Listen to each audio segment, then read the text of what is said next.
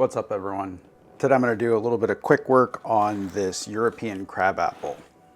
All right, well, it's early fall, but this guy is still going pretty strong in terms of the growth that it's putting out. So I'm going to do a little bit of essentially summer work, even though we're getting late into the season. Now, if you have colder fall weather than I do here locally, then you might want to hold off on doing this or just plan on doing this type of work during the spring and summer. But what I want to do here, apart from just some removal of a few of these leaves so that I can see what the structure is on this plant, is to just continue the development of the plant, and specifically wiring out some of these shoots that have come out since the last time I cut it back.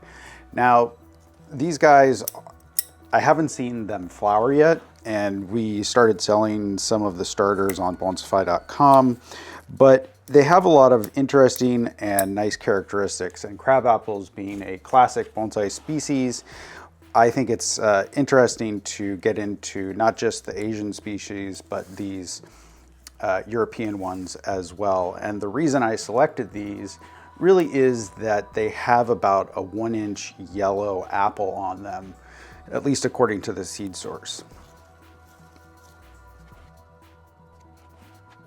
Some of the things that I've done that I find really interesting and so far make me want to continue working with this species is I potted one of these down into a very small container and found that the leaf size went from what you can see here, which is almost 3 inches, down to less than a half an inch in many cases. So there's these little teeny leaves that are right here.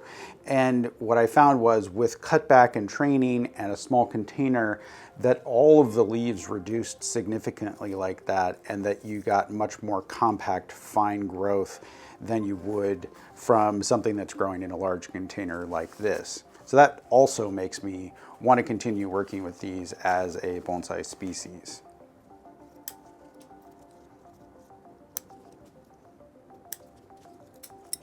So this particular tree was growing in a gallon can for a while, and it escape rooted. I had it just sitting on top of landscape fabric, and it escape rooted, and that's what caused the trunk on this particular one to get a lot larger than a lot of the other ones that are the same age.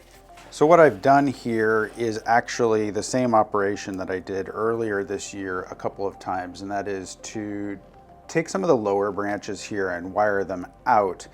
The reason I'm doing that is that they're still relatively small and they don't have a lot of taper to them. So I want to build up more character and detail in these branches before I really start creating more detailed ramification. The other thing is that because apples have to create fruiting spurs before they actually will create blossoms, I am trying to leave a little bit more growth here than I might otherwise on different species to see if I can get the tree to blossom a little bit sooner. Now, it looks to me like there are fruiting spurs forming in certain places, but I could be wrong. And the second thing that I have to think about is I don't know whether my climate is actually cold enough to induce flowering and fruiting for this particular species. So I'll have to wait and see if I get any flowering and fruiting.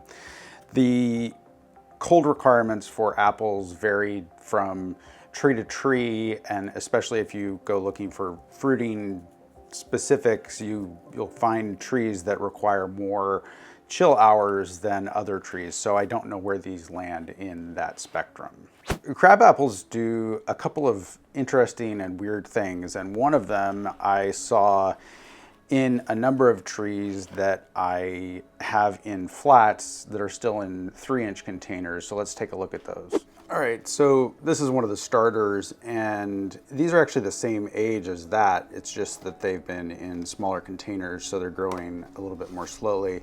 And this one kind of demonstrates a lot of the maybe strange, maybe interesting things that crabapples do. So first off, this was the original stem, and then where it's been in contact with the soil, it's actually issuing new roots right here. So essentially, that's making the base bigger in a way, or it's giving me a weird root, depending on how you look at it.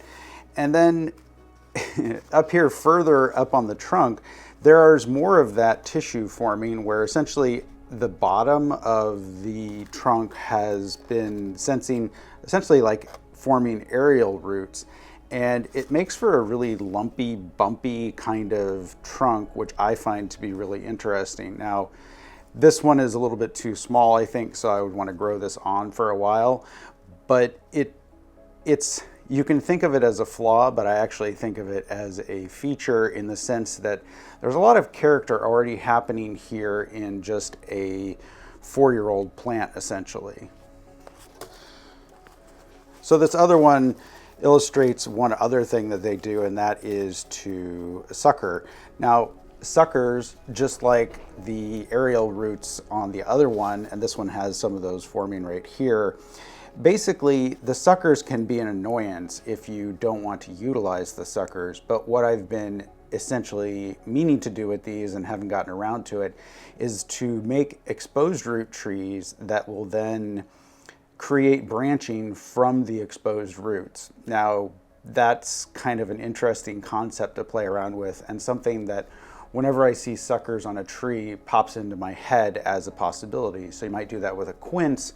I've got some redwood and some other trees that I'm going to be trying it with. So utilizing these suckers to create an even more sort of intricate and interesting composition is where I'm headed with these. That wraps up this video. Thank you so much for watching, and we'll see you next time.